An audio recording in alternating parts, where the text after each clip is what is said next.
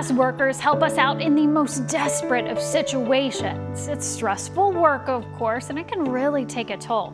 But mHealth Fairview has come up with a really cute way to ease that tension. Take a look. It's one of the most important jobs there is, and it's one of the most stressful too. And as of late, calls for help have doubled.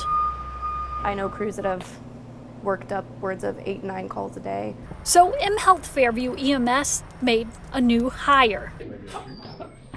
This is Clayton, the therapy dog.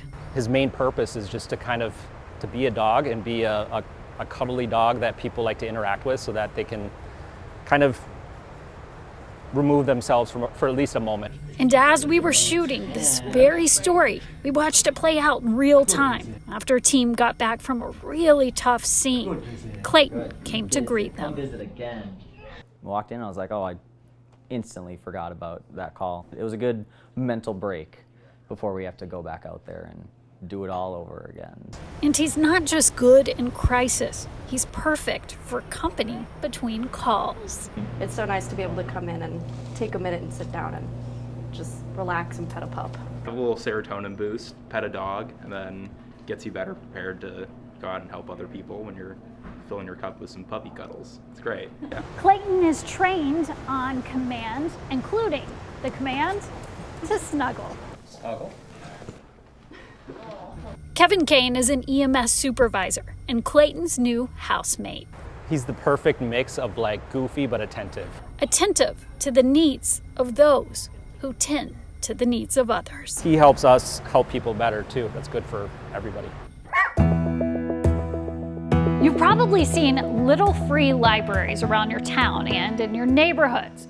Those libraries inspired an art teacher in Brooklyn Park to try a similar project. This one is bringing art supplies to the community.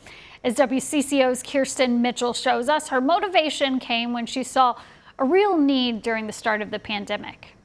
Next to Birch Grove Elementary sits an old newspaper stand. The word art in several different languages. But it's not just a box. It's great. It's filled with opportunities for kids like Avery and Sydney. A pack of markers, a pack of crayons, color pencils. To let their imaginations run wild. I feel relaxed and happy when I make art. March of 2020, we were told, okay, now we gotta go teach online. As a visual art teacher, I'm like, how do I do that? Art teacher Kori Brown crafted up the idea for an art exchange. A lot of my students, when they're at home, they don't have equal access to art supplies as they would if they were here at school. What I saw is they're falling out of love with this subject that they very much love. Using donations, she puts together art supply kits and refills the box daily. I really like it because it's free. You can get whatever you want from it. Avery named the Birch Grove box George Bobcat Rocket. The remembrance of George Floyd. Then the Bobcat is the school mascot. Then I have no idea where I came up with the rocket part. The second art exchange is at Palmer Lake Elementary. I hand painted all of them. The bigger goal, I think, would be to take this mobile, so getting an old bus and converting it into a mobile art store. Thank you. I'm happy you could come up here. Giving kids access to express themselves after a few tough years. In Brooklyn Park, Kirsten Mitchell, WCCO 4 News. That's our show. We hope that it lifted you up and maybe even inspired you to do some good.